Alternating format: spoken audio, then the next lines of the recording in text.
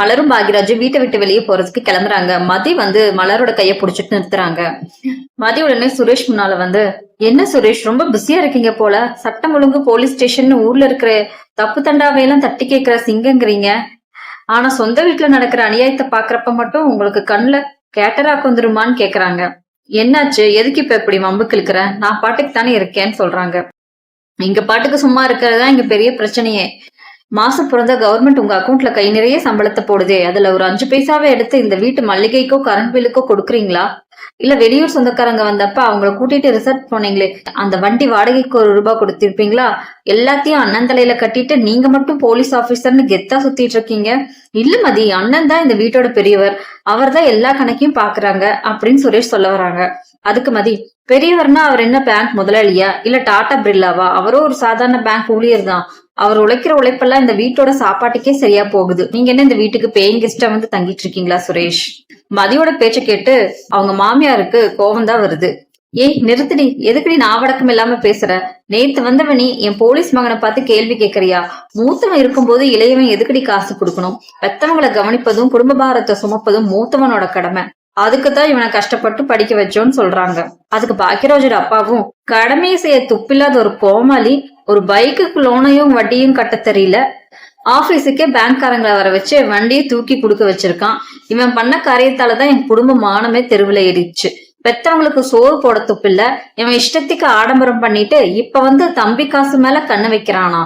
அறிவிற்கு அவனுக்கு பாக்யராஜன் திட்டுறாரு. பாக்யராஜ் எதுவும் பேச முடியாம அவமானத்தால தலை குனிஞ்சு நிக்கிறாரு. மதியதுக்கு, ஆஹா என்ன ஒரு பாசம், என்ன ஒரு நியாயம் மாமா, லோன் கட்டலன்னு பாக்யராஜ் மாமாவோட மானம் போகல. உங்களோட இந்த ஆடம்பர பசியாலதான் அவர் இன்னைக்கு தெருவுல வந்து நடத்து வர்றாரு. மானம் போகுதுன்னு சொல்றீங்களே, ஒரு சாதாரண நடுத்தர குடும்பத்திலே ஞாயிற்றுக்கிழமையானா 1/2 கிலோ சிக்கன் வாங்குறதே பட்ஜெட் பார்த்துதான் வாங்குவாங்க. ஆனா இந்த வீட்டுல மட்டும் என்ன விசேஷம்? ஞாயிறானா சிக்கன் வேணும், புதனானா மட்டன் வேணும், நடுவுல நண்டு வேணும், இறால் வேணும். ஊர்ல இருக்க அத்தனை அசைவத்தையும் தட்டுல அடுக்க சொல்லி திங்கிறது யாரு? சமையல் கேஸும் மல்லிகை சாமானும் மாசம் எவ்வளவு காலி ஆகுதுன்னு தெரியுமா? அத்தனை செலவையும் அவர் ஒருத்தர் தலையில ஏத்திட்டு இப்ப அவர் பைக்கு போச்சுன்னு நடுத்தருவுல நிக்கிறப்ப மானம் போகுதுன்னு டைலாக் பேசுறீங்களா? உங்களுக்கு சாப்பாட்டு ருசி முக்கியம், ஆனா அதை வாங்கி தர்ற மகனோட ரத்தம் முக்கியம் இல்லையா? அது வரைக்கும் மலர் அழுதுட்டு இருந்தா. உடனே அழுகையை நிறுத்திட்டு, போதுமாமா நிறுத்துங்க அத்தை, இது வரைக்கும் நான் இந்த வீட்டு மருமகளை அடங்கி போனது என் பலவீனம் இல்ல, என் புருஷனுக்கு இந்த வீட்டுல கெட்ட பேர் வரக்கூடாதுங்கிற நல்லெண்ணம் தான். ஆனா இன்னைக்கு அவர் ஆபீஸ்ல எல்லாரும் முன்னாடி தலை குனிஞ்சு அழுதுட்டு வந்திருக்காரு. அதை உங்களால எப்படி மாமா சாதாரணமா பார்த்து குத்தி காட்ட முடியுது? நாளைக்கு எங்களுக்கும் ஒரு பொண்ணு இருக்குது. வளர்ந்து பெரியவளாகும் போது அவ எதிர்காலத்துக்கும் படிப்புக்கும் கல்யாணத்துக்கும் நாங்க 4 காசு சேர்க்க வேண்டாமா? எல்லாத்தையும் இந்த வீட்டு சாப்பாட்டுக்கே செலவு பண்ணிட்டு நாளைக்கு அவ கல்யாணத்துல வந்து நிக்கும் போது எங்க அப்பா அம்மா மாதிரி நாங்களும் சம்பந்திங்க முன்னாடி கையேந்தி தலை குனிஞ்சு நிக்கணுமா? நீங்க எல்லாரும் ஆசைப்படுறீங்களா சொல்லுங்க. சுரேஷ் திடீர்னு வந்து, அப்பா அம்மா போதும்பா நிறுத்துங்க, அவங்க 2 பேரும் கேக்குறதுல 100க்கு 100 நியாயம் இருக்குப்பா. நம்ம எல்லாரும் ஒரே வீட்டுலதான் இருக்கோம், ஒரே சாப்பாட்டை தான் சாப்பிடுறோம். அப்படி இருக்கும்போது அண்ணன் ஒருத்தர் சம்பாதியத்துல மட்டும் குடும்பம் நடத்தணும்னு நினைச்சா அது என்னோட தப்பு தான்.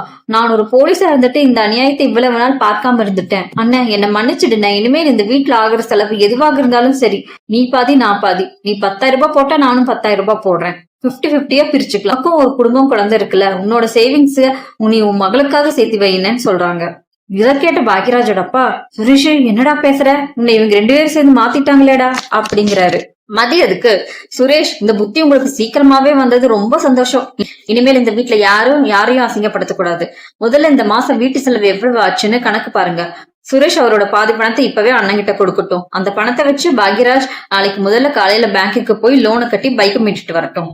நானும் இந்த வீட்டோட ஒரு மருமக தான், அதனால இனிமேல் என் சேலரியில இருந்தும் ஒரு குறிப்பிட்ட பங்கை இந்த வீட்டு செலவுக்காக நான் தரேன். மலரத்துக்கு, ஆமா மதி நீ சொல்றதுதான் கரெக்ட், இது வரைக்கும் கணக்கு பார்க்காம குடும்பம் நடத்தினதுதான் எங்க தப்பு. இனிமேலாவது நம்ம யோசிச்சு வரவு செலவு பார்த்துதான் இந்த வீட்டுல எல்லாமே நடக்கணும்.